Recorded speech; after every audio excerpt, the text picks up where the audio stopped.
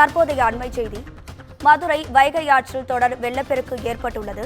இதனால் பல்வேறு பகுதிகளில் மழைநீர் வெள்ளம் போல காட்சியளிக்கிறதை நாம் தற்போது அண்மை செய்தியாக பார்த்து கொண்டிருக்கிறோம். இது தொடர்பான கூடுதல் தகவல்களை தருவதற்கு நமது செய்தியாளர் அருண் இணைப்பில் இருக்கிறார். வணக்கம் அருண், உங்க தகவல்களை சொல்லுங்க.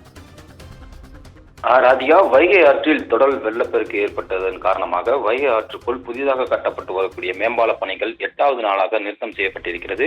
மதுரை மாநகர் பகுதியான தமுக்கம் முதல் நெல்பேட்டை வரை 190 கோடி ரூபாய் செலவில் கோரிப்பாளையம் மேம்பாலம் அமைக்கும் பணியானது நடைபெற்று வந்தது. இதற்காக மதுரை வைகை ஆற்றுக்குள் 14 தூண்களுடன் பாலம் அமைய உள்ள நிலையில் ராட்சத இயந்திரங்கள் கொண்டு தூண்கள் அமைப்பதற்கான கட்டுமான பணிகளும் நடைபெற்று வந்தது. இந்த நிலையில் ராமநாதபுரம் மாவட்டம் பாசன தேவைக்காக வைகை அணையிலிருந்து 3159 கன அடி நீரானது திறக்கப்பட்டது.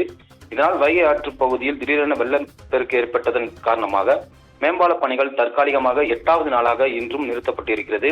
இதற்காக தோண்டப்பட்ட குழிகளில் தண்ணீர் நிரம்பியதால் மீண்டும் பணிகளை தொடங்குவதற்கான காலதாமதம் ஏற்பட வாய்ப்பு இருக்கிறது.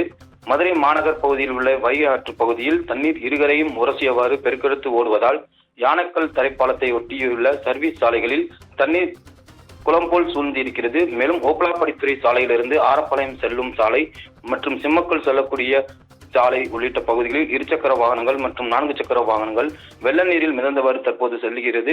இதனால் போக்குவரத்து பாதிப்பு ஏற்பட்டு தொடர்ந்து தரைப்பாலம் ஒரு பகுதியானது தண்ணீரில் மூழ்கி காணப்படுகிறது. மேலும் வைகை ஆற்று கரையோர பகுதியில் இருக்கக்கூடிய அந்த ஆகாய தாமரைகளை அகற்றும் பணியிலும் தொடர்ச்சியாக அதிகாரிகள் ஈடுபட்டு வருகிறார்கள். தொடர்ந்து வைகை ஆற்றில் அதிக அளவு தண்ணீர் செல்வதால் பொதுமக்கள் பாதுகாப்பு கருதி ஆற்றில் இறங்கி குளிக்கவோ கால்நடைகளை மேய்க்கவோ கூடாது எனவும் அதிக அளவு தண்ணீர் செல்லும் தடுப்பணைகளில் உள்ளிட்ட பகுதிகளில் செல்ஃபி எடுக்க வேண்டாம் என்றும் மாவட்ட நிர்வாகத்தின் சார்பில் வேண்டுகோள் விடுக்கப்பட்டு தொடர்ச்சியாக ஒலிபெருக்கி வாயிலாக அறிவுறுத்தி வருகிறார்கள்.